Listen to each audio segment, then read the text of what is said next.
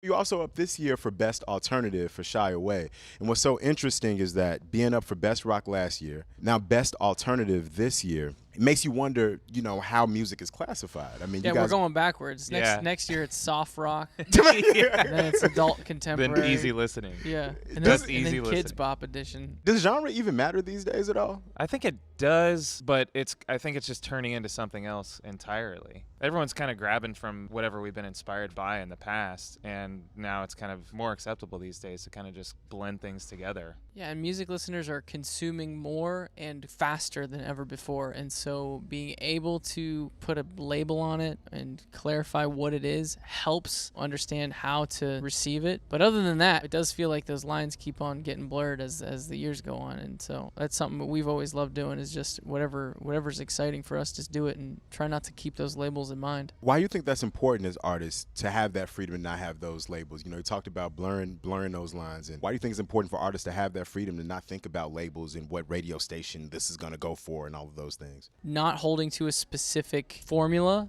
is just another way for someone to feel like they have creative freedom. And nowadays with a lot of different labels and partners and everyone involved in someone who makes music, I think everyone as a fan and a consumer of music is wondering, is this person making their own decisions? Are they really are they really owning this? And when you see them try something different and take a bit of a risk, that's probably indicative of the fact that they're making their own rules. And so that's it's always good to see. And I think because of that, because the artists that we have around us right now are in charge of what they want to put out, have more leverage than ever, get the better deals, and have more say in what happens on a creative level, you're starting to see more risks being taken, and that's why those lines are starting to get blurred more and more as time goes on. And it's exciting. I'm glad it's happening.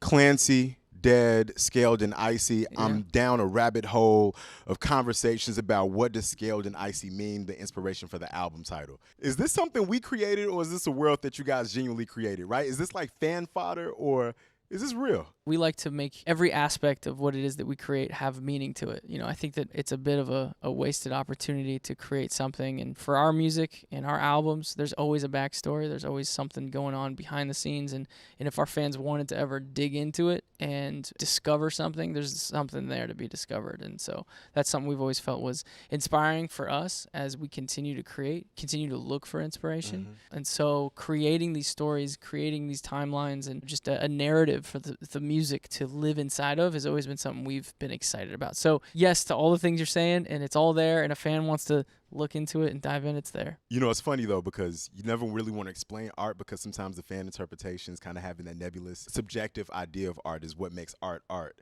But what did serve as the inspiration for the album title Scaled and Icy? I mean, it goes without saying, this whole record was written in isolation, and using that word isolation and scaled back. It did seem like everything that was being created almost had a bit of a certain flavor to it, because there wasn't that in-person collaboration that you usually experience when making music. And so it was really inspired by being forced to be alone, being forced into one specific space.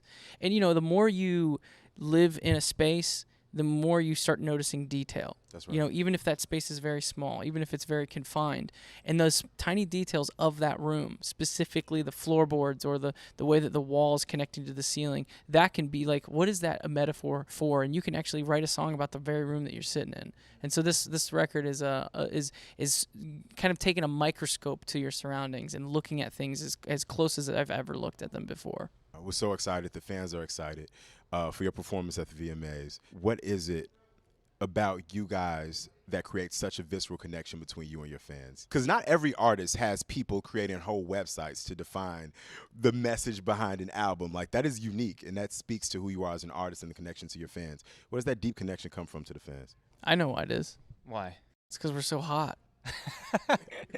Like Tyler said, if there are things there, and what kind of perpetuates that is that people are eager to dive in and find it. And so I think that we've just found a really good relationship with people who listen to our music, to where we like to create things and they like to put their own meaning to it or find the meaning. I think that has over time created a really cool connection. And they're also very creative themselves, and that's what's so Absolutely. awesome.